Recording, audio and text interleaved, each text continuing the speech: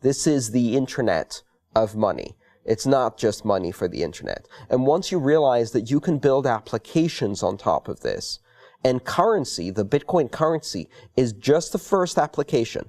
It's like email on the internet.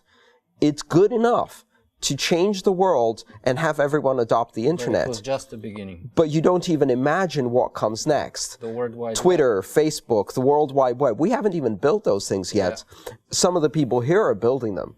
Contract systems and platforms based on things like Ethereum, multiple currencies that can be built on top of Bitcoin, systems for decentralized exchange of value where you can transfer from one currency to another.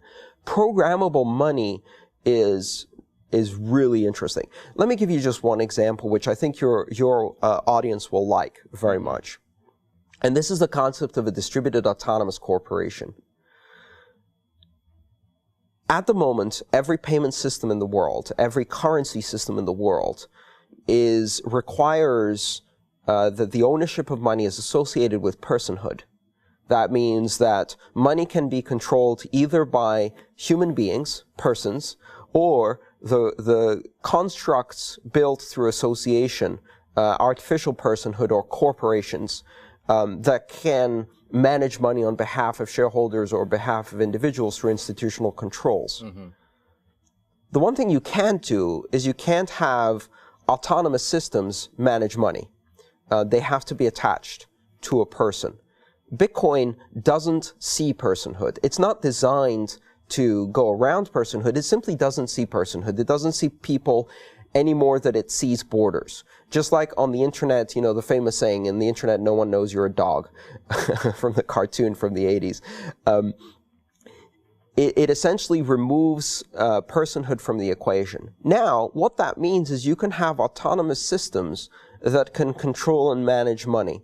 One of the concepts that comes out of that is the concept of the distributed autonomous corporation, which is a construct, an autonomous system that owns resources, money, on the internet through Bitcoin or some related technology, and then acts in the interests of shareholders, who may be other autonomous systems or people, doesn't matter, and then can make decisions, spend money, and allocate resources in a completely autonomous manner.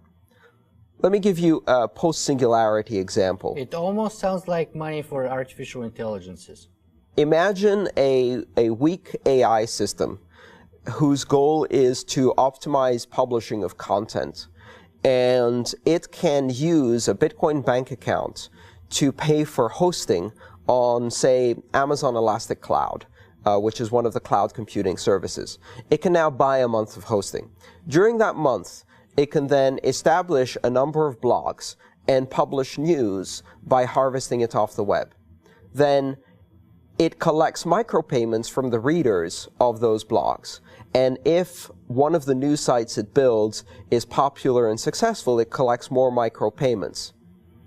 If one of these sites becomes more successful than the others, it can spin off a copy of itself, a subsidiary that divests, that then goes out and launches more news based on that code pattern. And then it can buy more hosting capability to pay for the next month of its hosting and bandwidth. If it gets really successful, it can increase the amount of bandwidth it's paying. Mm-hmm.